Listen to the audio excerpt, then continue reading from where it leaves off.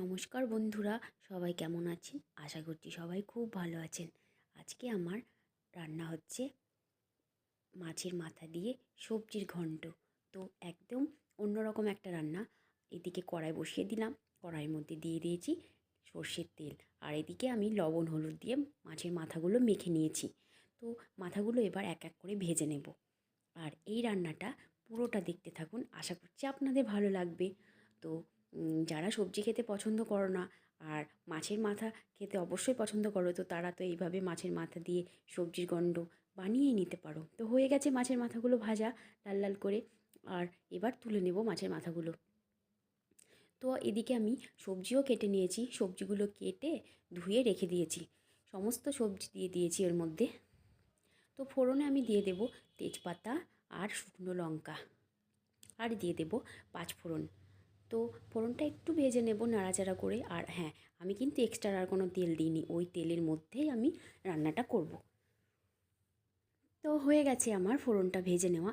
এবার আমি ওর মধ্যে দিয়ে দেব সমস্ত সবজিগুলো। সবজির মধ্যে আছে হচ্ছে আলু, মূলো, বেগুন, সিম, আর আমি কফির ডাঁটাও দিয়েছি, তার মধ্যে দিয়েছি গাজর। তো সমস্ত আমি সবজিগুলো দিয়ে দিলাম। এরপর নাড়াচাড়া করে নেব। তো সবজিটা হচ্ছে মিডিয়াম আঁচে রান্না করতে হবে। বেশি আঁচে রান্না করলে সবজিগুলো নিচে লেগে যেতে পারে, তো সেই ভালো হবে না। তো তার জন্য আঁচটা কমিয়েই রান্নাটা করতে হবে। তো নাড়াচাড়া করে নিয়েছি। এরপর আমি ওর মধ্যে দিয়ে দেব লবণ আর হলুদ। লবণ আর হলুদটা পরিমাণ মতো দেওয়ার পর আবারও নাড়াচাড়া করে নেব। আর অবশ্যই বাড়িতে শীতের সবজি দিয়ে মাছের মাথা দিয়ে এইভাবে একবার সবজির ঘন্ট করে দেখবেন, প্রচণ্ড ভালো হয় খেতে। ধোঁয়া ওঠা গরম গরম ভাতে এই রান্নাটা একদম জমে যাবে। তো স্কিপ না করে পুরোটা দেখতে থাকুন। এরপর আমি ঢাকা দিয়ে রেখে দেব বেশ কিছুক্ষণ। তো আমার বেশ কিছুক্ষণ ঢাকনা দেওয়া রেখে দিয়েছিলাম, তো ঢাকনাটা খুলে নিলাম। সবজিগুলো অনেকটাই কমে গেছে, আর সবজি থেকে জলও বেরিয়ে গেছে। তো আবারও নাড়াচাড়া করে নেব। আর এর মধ্যে আমি দিয়ে দেব জিরে গুঁড়ো, 1 চামচ পরিমাণ জিরের গুঁড়ো দিয়ে দেব। তো জিরের গুঁড়োটা দিয়ে দিলাম। এরপর নাড়াচাড়া করে নেব। আর আঁচটা কিন্তু একদম বাড়ানো যাবে না, মিডিয়াম আঁচে রান্নাটা করতে হবে। আর এক্সট্রা আমি কোনো এতে জল দেব না, এই জলের মধ্যেই রান্নাটা হবে, আর এই জলের মধ্যেই সবজিগুলো সমস্ত সেদ্ধ হয়ে যাবে। তো ভালো মতো নাড়াচাড়া করে নিচ্ছি।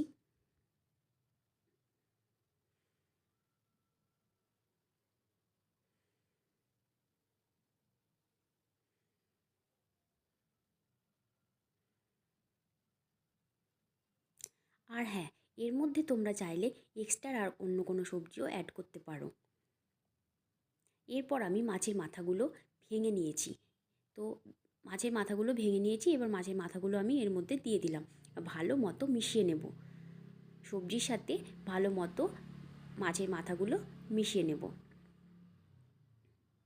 এই রান্নাটা আমি আমার শাশুড়ি মায়ের কাছ থেকে শিখেছি।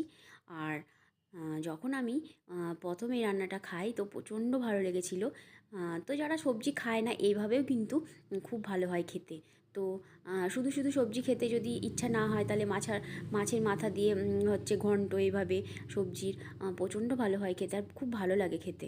তো এদিকে নাড়াচাড়া করে নিয়েছি, নাড়াচাড়া করে নিয়ে আবারও আমি ঢাকনা দিয়ে কিছুক্ষণ রেখে দিয়েছিলাম। তো ঢাকনাটা খুলে আবারও নাড়াচাড়া করে নেব। আর খুন্তি দিয়ে একটু ভেঙে ভেঙে দেবো সবজিগুলো, একটু ঘেটে নেব আর কি। আমার রান্নার ভিডিও যদি আপনাদের ভালো লেগে থাকে, প্লিজ একটা লাইক, শেয়ার অ্যান্ড কমেন্ট করার অনুরোধ রইল। এদিকে ভালো মতো নাড়াচাড়া করে নিয়েছি, বেশ ভালো হয়েছে দেখতে। সব শেষে দিয়ে দেবো সামান্য পরিমাণে চিনি। তো চিনিটা একদমই সামান্য দিয়েছি, আবারও নাড়াচাড়া করে নেব চিনিটা দেওয়ার পর।